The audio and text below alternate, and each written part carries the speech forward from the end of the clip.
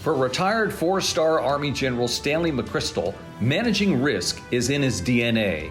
From the battlefield to business, he's seen firsthand how organizations and individuals fail to defend themselves against risk factors that can often be controlled. So while we can't control the threats, we can control, to a great degree, our vulnerability to them.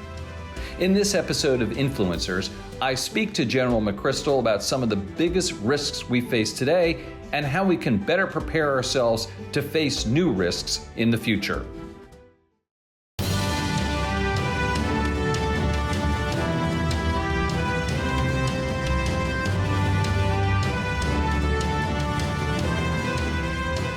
Hello, everyone, and welcome to Influencers. I'm Andy Serwer, and welcome to our special guest, General Stanley McChrystal, retired four-star general, former top commander in Afghanistan, and author of the new book, Risk, A User's Guide. General McChrystal, thanks so much for joining us.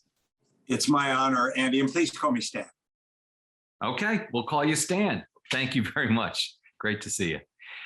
So do want to talk about your new book, and congratulations on that. But first want to ask you some news of the day questions a little bit. So Afghanistan withdrawal, of course, it's still fresh on our minds. And you recently acknowledged that the mission there had been a failure. And when did you realize it was a failure? And what do you think specifically went wrong? Yeah, and I think it was a failure because obviously things didn't end the way we wanted. At the same time, I would say that Afghanistan changed a lot from 2001 to 2021. So I don't think those who served there, either military or civilians or media, should take anything except a sense of pride. But because it didn't come out the way we want, we ought to spend some time thinking about it. We ought to learn from that. I think that the mission was doable. There is a certain narrative that people say it was impossible. It was the graveyard of empires. I don't agree with that because I believe that that would give us an excuse for not getting the mission done that I think we could have done and would have been good. I think the hard part, of course, was we were trying to not only create security in a troubled nation, which when we entered in 2001 had been at war essentially for 20 years. It was tattered as a society. And so we tried to create security, but we also tried to bring forward governance. And that really struggled. There's no getting around it. Successive Afghan administrations struggled with legitimacy and corruption and other issues. And the Afghan people struggled to develop the confidence that a sovereign United Nation needs. So while I think it's sad the way it came out, I hope people take pride in what they tried to do. What could we have done differently, Stan? And because you said we didn't succeed because we didn't do everything that we could have and should have. So what could we and should we have done? That's a fair question. There are probably an endless list. I would say first, for the first few years, our effort was pretty small. From afar, it probably looked bigger than it was on the ground. We didn't do much to build Afghan capacity in their security forces, police and military, didn't push the government very hard. So probably for the first 7 or 8 years, and partially because we focused in Iraq during that period, it was a pretty limited effort. Then when we got more serious near the about 2008, 2009, we did a lot of things well. But at the same time, we went through a number of former warlords who become political brokers, and we lost some credibility by siding with some people who were discredited in the eyes of the Afghan people. We didn't learn the culture like we should have, and I'm speaking in generalities because some people did. But in reality, Americans were largely foreigners in a foreign land, didn't develop language skills, and we made a lot of missteps with the Afghan people. The Special Operations Forces, which I was a major commander of for a number of years, did operations, night raids and whatnot, that we thought were operationally critical. And there was an argument for them. But the way we did them, breaking into Afghan compounds at night, created as much resentment as any positive outcome. And so I think it's an age-old story of foreigners trying to operate in a different culture. We made many missteps, not intentional, not evil, but ignorant. And then we was an overall effort, the West, the 46 nation coalition, struggled to get the kind of unity of command and unity of effort that you need for this kind of complex effort. And I think we struggled with that. And what about, you mentioned the 2008-2009 period. That was the time of the surge. Can you talk about that? Does that in retrospect make sense? Well, I'm probably pretty biased. I'm probably not the person to give you. I think it did. In 2009, when I took over, we believed that the problem was the Taliban were resurgent. There was a lack of confidence on the part of the Afghan nation writ large, but particularly the military. So we believed that if we were going to have an opportunity for success, we had to create a bridge. We needed more foreign forces to give us time to build more credible Afghan forces. And to a degree, we did that. We did create that. They didn't get as good as we, of course, would like them to be, and they didn't last. We didn't make as much progress with governance as we'd hoped to, because in the local areas, in many provinces and districts, the local government was hounded with corruption, lacked credibility with the Afghan people, and the Taliban, who had cultural and physical proximity, were able to leverage that in many cases. So I think that it was the right thing to do at the time, remembering, however, my view is going to be biased since I recommended it. And it made some progress, but then over time, as it didn't continue enough progress, I think that undermined the confidence of the Afghan people that this was going to be successful in the long term. And final question about Afghanistan, Stan. Does the withdrawal from Afghanistan make the U.S. more vulnerable or less safe? Yeah, I think there are two parts of that. I think the first is, in the short term, probably not. The Afghan or the Al-Qaeda may go back in, ISIS may go back, but they can go other places too. And if we're talking about making our homeland safe, there's nothing special about there which is more threatening than somewhere else. So the answer is, unless it becomes a serious safe haven of training camps, it's probably not a major change to our security. In a broader picture, geostrategic, I think there's no doubt that we will lose credibility in the eyes of the world somewhat, as we did after Vietnam. There's a cost to failure. There's a cost to stepping away from a stated commitment. I'm not sure that the cost is completely wrong to bear, but we can't deny it. And we've got to work really hard to rebuild our credibility as reliable allies, or people will be more hesitant to align with us. Shifting gears a little bit, last one before we get to your book, and this is maybe a tricky one about General Milley and the calls that he made to the Chinese leadership in the final days of the Trump transition, assuring them that the U.S. was not about to launch an attack. He's defended that move. Do you think he did the right thing? Andy, I don't know the details. I haven't talked to Mark about it. My sense is he usually does the right thing. And so I start spring-loaded to believe in Mark Milley. I think it was a unique time in which leaders in America, not just military leaders, but others, really were wondering about the stability of our democracy. And we haven't had to do that very often, but it was a time. So I think if the intent was right, and if, as accounts I've heard, that he went through the chain of command and informed everybody, then it seems like it was at a minimum well-intentioned and hopefully helpful. Thank you. Risk, a user's guide. Your new book offers a template for how individuals and organizations can better assess risks. You introduce a key concept of the risk immune system.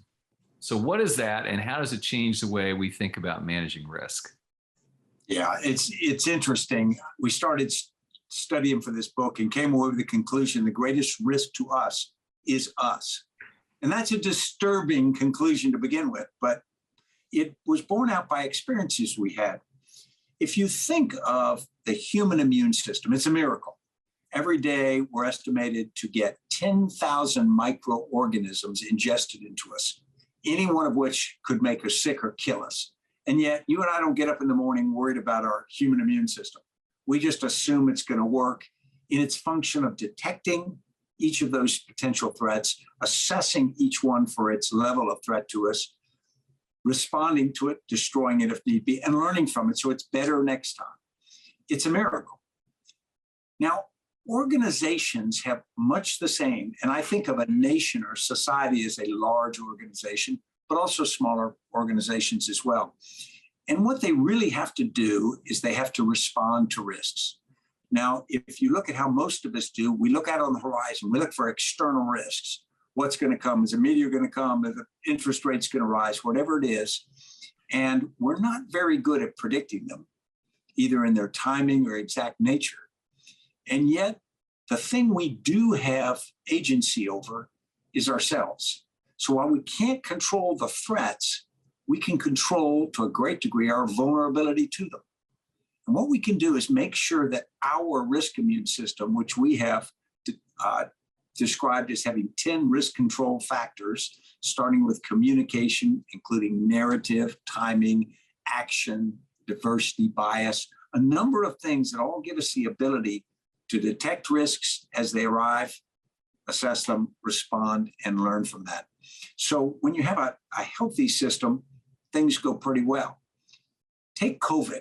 It's almost a classic example of when the risk immune system for our nation, and arguably more of the world, didn't function well. COVID-19 was a perfect enemy. It was an inanimate thing we could all hate.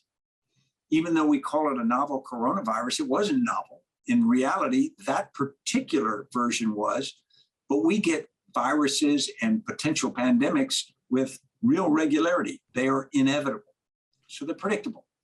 Second is, we have a lot of knowledge on public health. We know what to do about these things.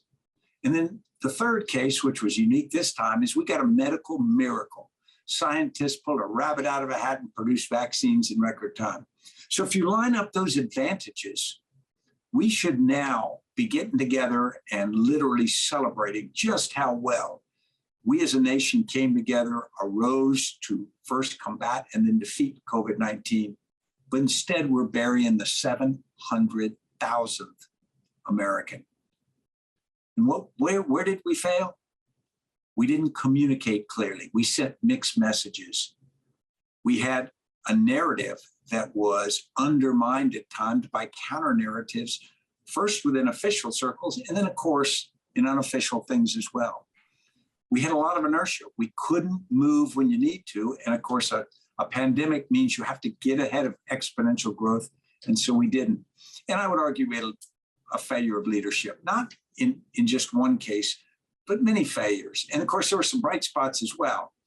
But you can't fight something like that as 50 separate states or hundreds of separate municipalities. It has to be as a united nation. So I would argue that our risk immune system left us vulnerable.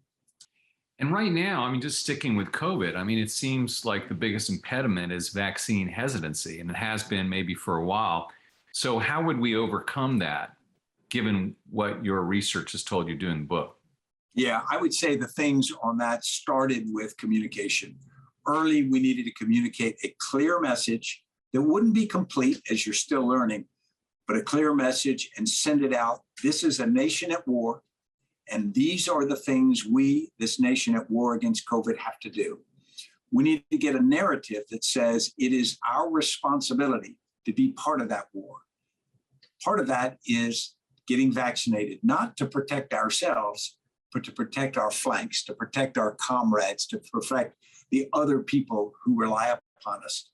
We needed the ability to make decisions quickly. And of course, we needed leadership. We needed senior people to stand up and say, these are tough decisions. Vaccine hesitancy has some, deep-seated, almost emotional reasons because people have opposed other vaccines. But this is a time when we either come together and make potentially frightening decisions, such as being vaccinated, or we fail. And I would argue that we allowed way too much misinformation and disinformation to pollute the conversation.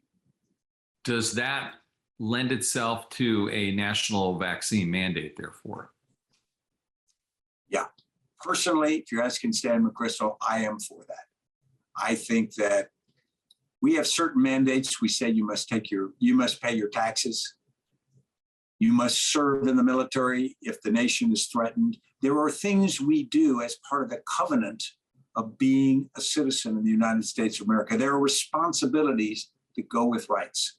And common defense doesn't mean just common defense against the British at Lexington. It means common defense against those things which harm our nation. And this is not just something that harms individual Americans. It economically weakens us. And so I would argue, yes, it would be entirely appropriate. Taking a step back, one of the central points of the book is that we often increase the risk posed by a given set of threats when we mismanage our exposure to them. So what are some of those common mistakes, Stan, that individuals and organizations make when assessing their exposure to risk? You talked about communication when it comes to COVID, for instance. Yeah, one is just the risk of inertia. There's a great story about Blockbuster. You and I probably remember when we were a bit younger, where on Friday night, you take your kids down and you rent a movie, and then you have to watch their movie. There were 9,000 Blockbuster stores, 9,000, and they were dominant. And young upstart Netflix comes and goes and gives a presentation to the Blockbuster board of directors or management team and says, we'd like you to buy us because we'll fill in a gap in what you do. And Blockbuster says, well, we just don't think that's a good idea, and they pass on it. And of course, Netflix is dominant now, and there is, if it's still true, there's one Blockbuster. I think it's in Alaska.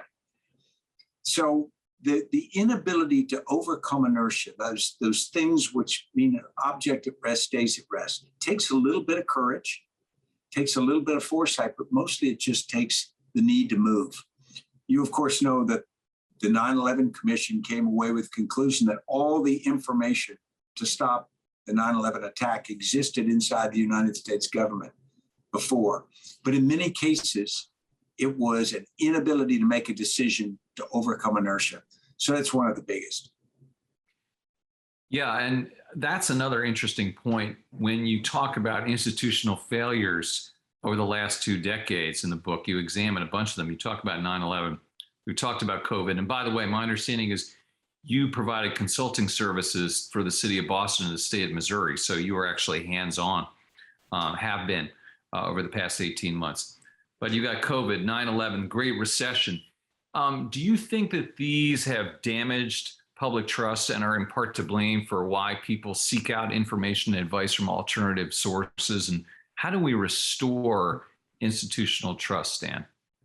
Yeah, Andy, I'm not 100% sure how we do it. I would say that what we've had is a collision.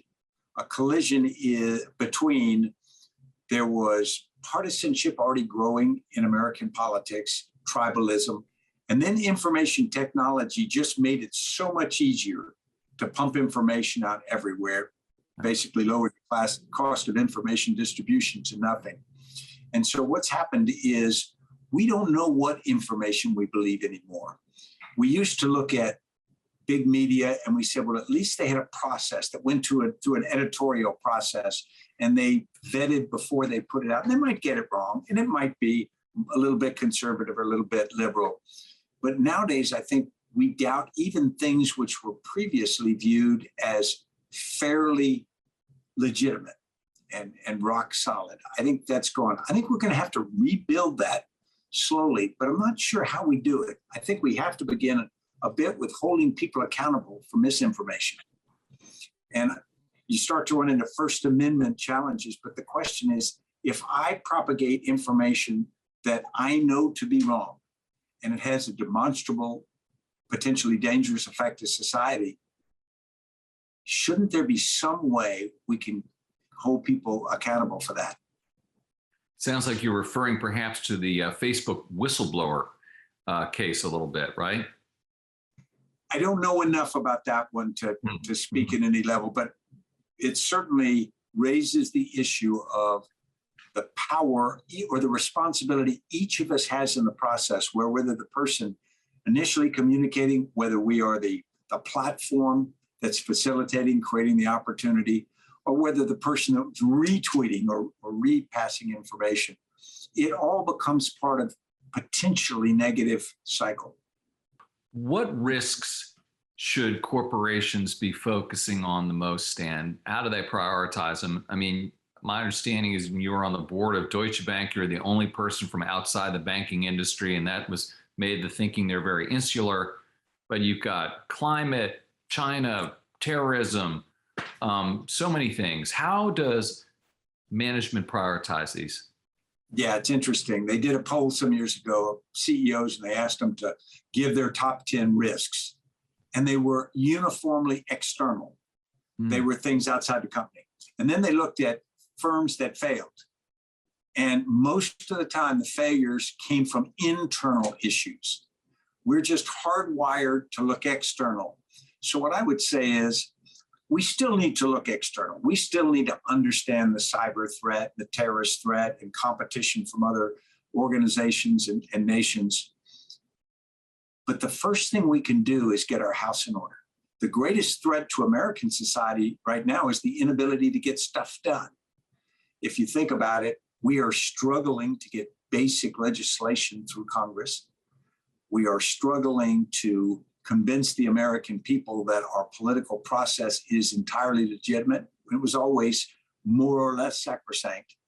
And so if we can't get things done, if we can't make decisions to take on big problems like climate change, or to get a unified cybersecurity policy, or to look at our education system and say, where are we failing? If we can't solve those problems, the external things which come to us will find a very weakened United States.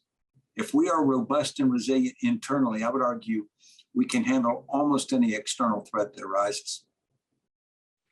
And what about corporate efforts to improve gender and racial diversity, especially since the attention drawn by the murder of George Floyd? Has corporate America done an adequate job there?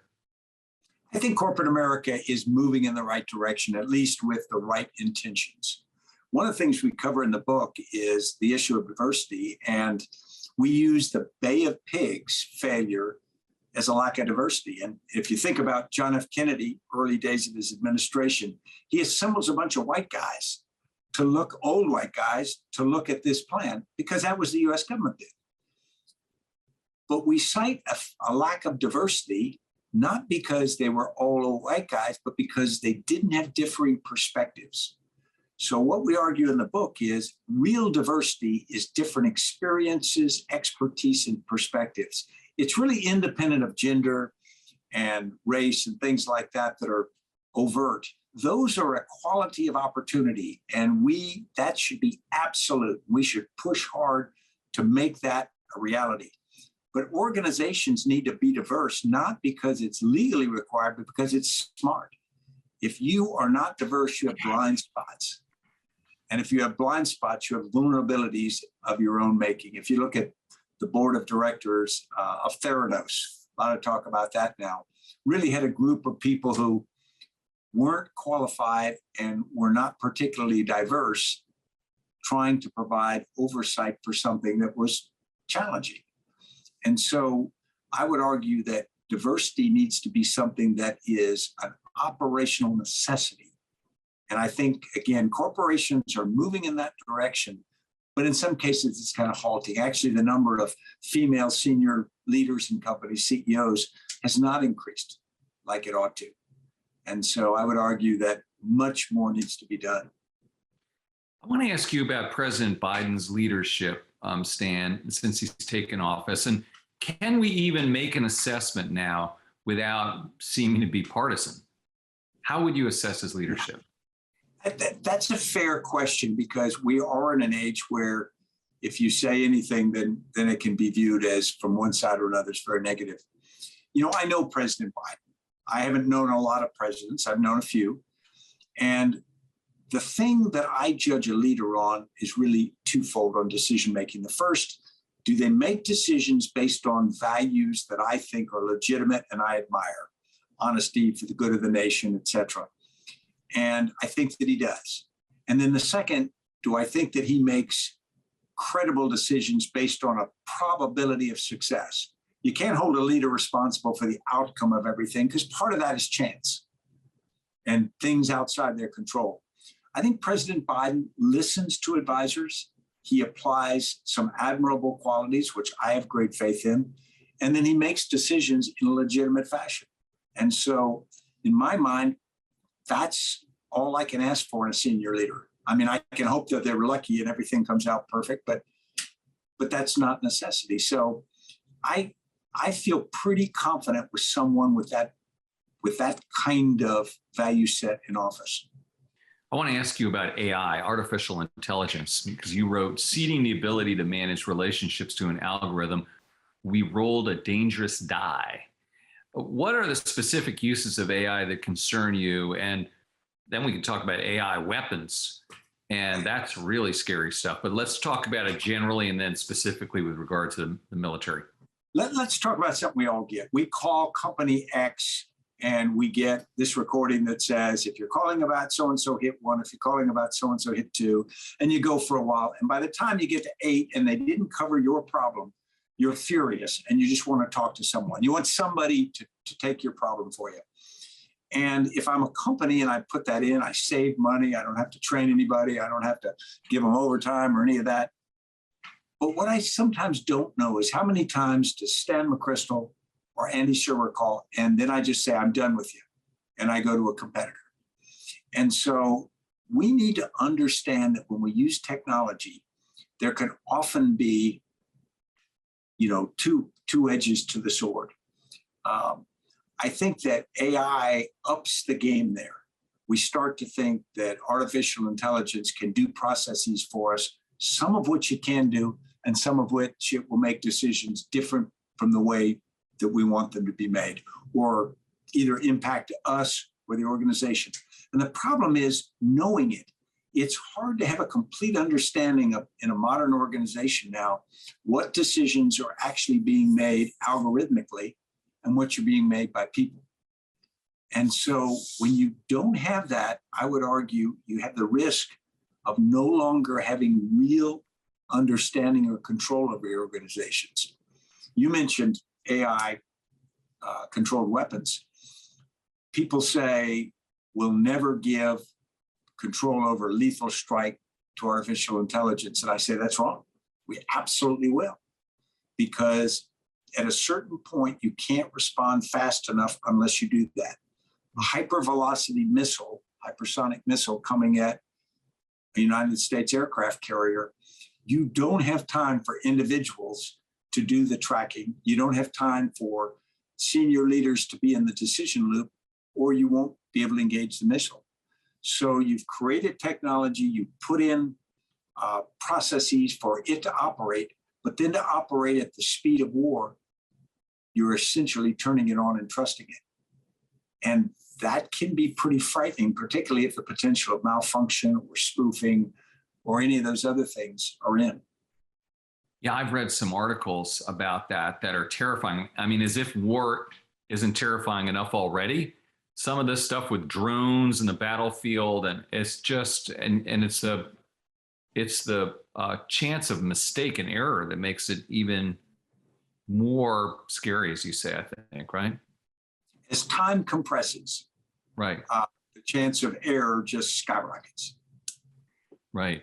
I want to ask you a little bit about your personal background. You grew up in a military family. Your father and siblings served.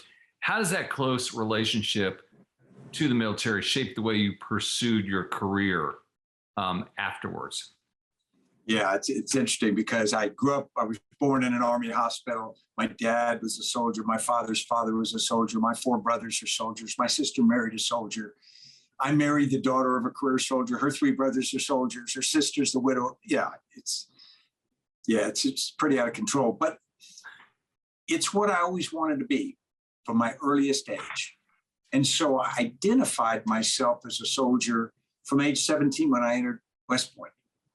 And so I went through a lifetime of thinking of myself as a soldier with values I associated with that, most good. And then when I retired from the military at age 55, just kind of suddenly, part of your identity gets left on the parade field when you retire. Who are you? You walk away. You can't get up next morning and say, well, I'm a soldier. You can say I was a former soldier, and you can try to hold on to that forever, but I chose not to do that. I mean, I can't take away my past, and I'm proud of it, so I wouldn't. But I don't get up every morning thinking I'm a soldier anymore. I'm now something different. And so I want to try to be as good at that something different as I can be. That's fascinating, because I was going to ask you, we were just been talking about insular thinking and tunnel vision, and then you were talking about military. And so in a way, were you thinking I have to sort of consciously counter that a little bit in my life going forward? Absolutely. I had gotten a taste of that earlier in my career, particularly in the counter-terrorist fight, when we did this big transformation of the command. And so I'd gotten my blinders, ripped off pretty suddenly. But then when I retired, you're right, I wanted to get involved in things. I decided not to go into defense contracting or things that are normally easy for retired military to do, because I wanted to learn new things. I wanted to be involved in things I didn't know anything about. I ended up being on the board of Deutsche Bank USA, and I'm no banker. But I was able to learn things as I went along that I think have been fascinating. And of course, I've had the chance this is the fourth book I've been part of writing. And each book has given me the chance to think more. And this risk book, even though I had opinions on risk, my co-author and I, Anna Petrico, explored things that I'd never considered. And so I think it's not only been fun, it's been educational. You have this reputation for being an ascetic who runs to and from office, doesn't sleep, doesn't eat. Are you still like that, Stan? I am. We don't say that. We say I'm self-disciplined. I eat one meal a day, and I've done that. Which one? What meal? Dinner. I thought you were going to say breakfast. No, and I eat everything I can reach at dinner. So I'm probably not decreasing calories. But aren't you starving by like 2 p.m? Yes, but I get used to it. There's a point at which you get hungry. You start chewing your forearm in meetings and things like that. But it makes me feel better. I find if I eat in the middle of the day, my body thinks it must be night, so it's time to go to sleep. I work out every day because that's just something that makes me feel better. It makes me feel better about myself. And so those few good habits that I do have, I stick to because there's kind of a mooring point. And final question, Stan. So what do you see yourself doing going forward? And what do you see as your legacy? Of course, you want your legacy to be positive. I've been teaching at Yale now I'm in my 12th year. And so I've now got a whole bunch of alumni of the course. And every year we get together an alumni dinner in Alexandria, Virginia. I hope my legacy is in the young people at the firm we created, McChrystal Group. It's the young people who went to the course. I hope it's the people I served with who say that the time we served together was a special time for them. You're always going to come up short in things you'd like to be, but if people remember their association with me and say, yeah, that was really good, then I'll feel good about it. Fair enough.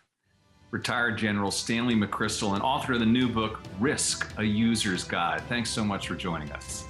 You're kind to have me. Thanks, Andy. You've been watching Influencers. I'm Andy Serwer. We'll see you next time.